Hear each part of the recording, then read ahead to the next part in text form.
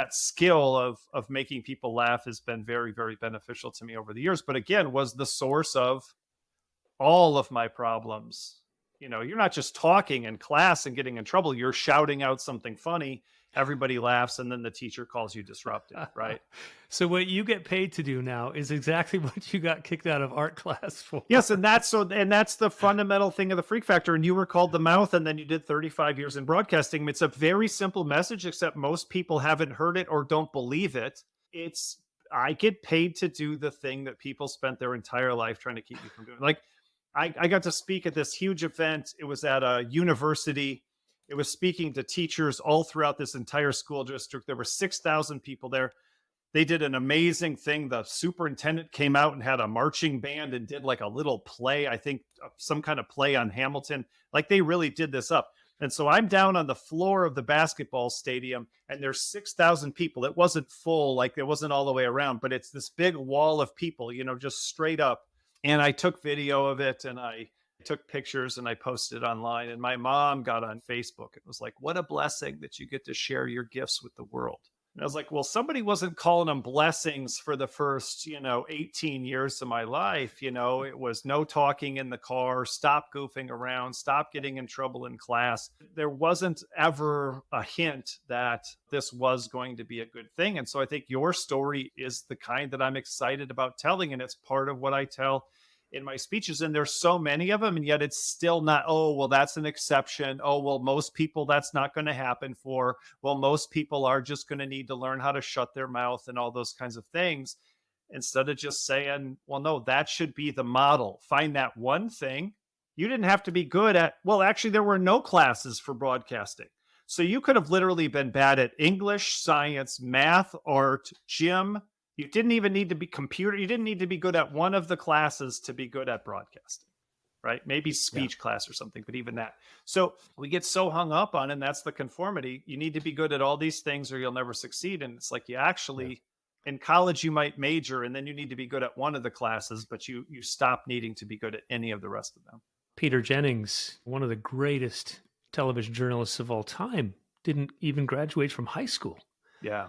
And you look at Bill Gates and you look at Steve Jobs and you look at, all these people who are not only creative, but creative at a level that is unbelievable. Yeah. And they were told, Richard Branson, dyslexia. They were told their whole lives are stupid or whatever. Yeah. It's just crazy. I'd love to break down I heard you break down the basic problem is that we have this idea that there are basically three options for success in life. And that is 1, we can fix our weaknesses. 2, we can build on our strengths. Or 3, we do a combination of the both. Right. And I think you said that we typically think that we have to do a combination of fixing what's wrong and building on the strengths. Yeah. And I've spent some time around the folks at Strategic Coach, which is this amazing consulting company that started probably 35 years ago in Eastern Canada, in Toronto. And one of their central teachings for entrepreneurs is what's called unique ability. Yeah. And that is job 1 when an entrepreneur walks into their door is to say, all right, what is your unique ability? Let's figure that out. Yeah. And then let's get all the other crap off your plate. So even if you're good at it, if it doesn't give you joy, they say, get it off your plate. Yeah. And they transform these amazing entrepreneurs into like superheroes. Yeah. Unbelievable wealth and just joy in work. Break that basic trifecta of fix it, build on the strength, or a combination of both. That's still like the model, right? Yeah, well, the general model, is fix weaknesses and build on strengths. Well-balanced, well-rounded, good at most things. Let's cross-train you. Let's have you be flexible, be resilient, be responsive, be adaptable. Don't be one-dimensional. Don't have an Achilles heel. You're only as strong as your weakest link. There's so many, right? One small weakness can bring down a whole thing. So it doesn't matter how good your strengths are. One weakness can take you down. And so I think that's the unique, what I do is kind of undermine that whole question by explaining that persistence is a strength and it's also called stubbornness.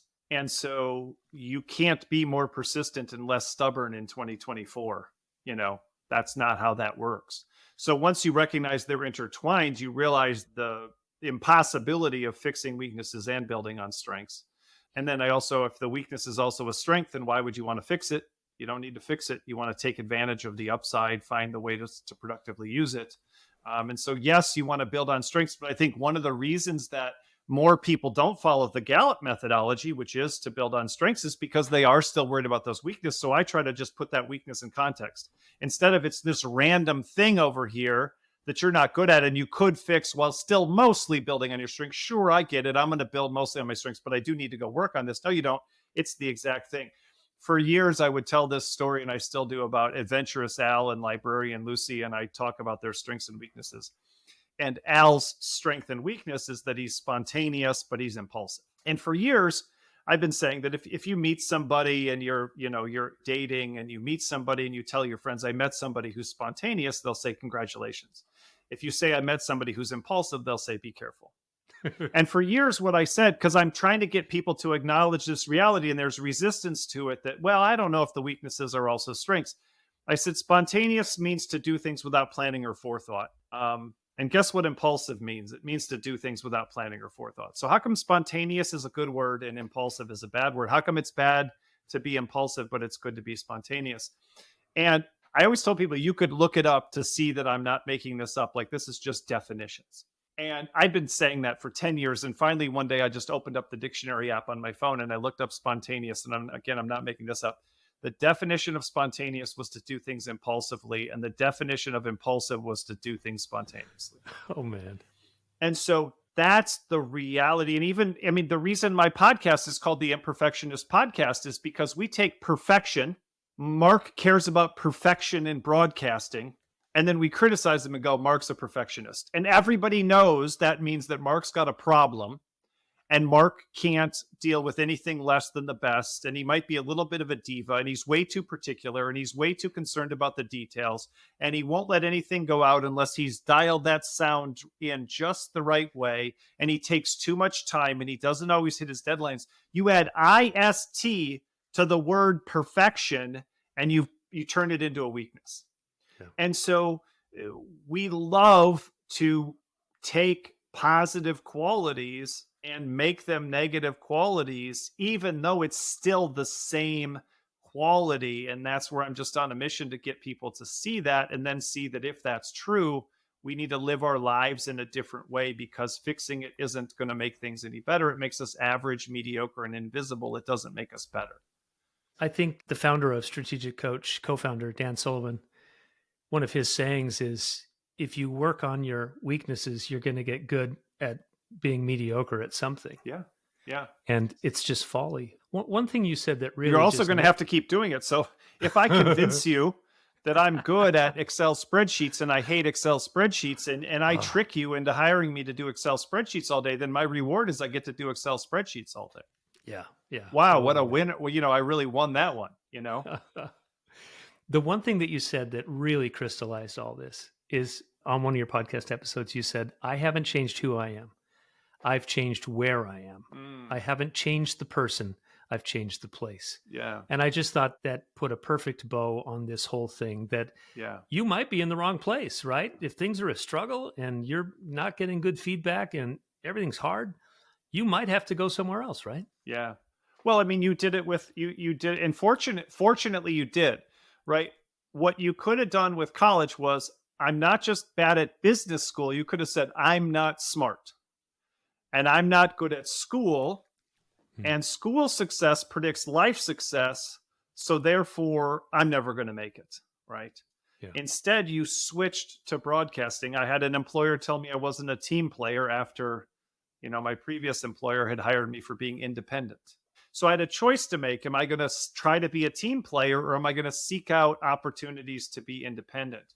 And so, I mean, your story is a perfect example of that. You didn't change who you were. You didn't become great at business, and you didn't stop being the mouth. You became more of the mouth, right? And that's one of the things I tell people is that you found alignment. That's why my shirt says Amplify. That's why my assessment is called Amplify.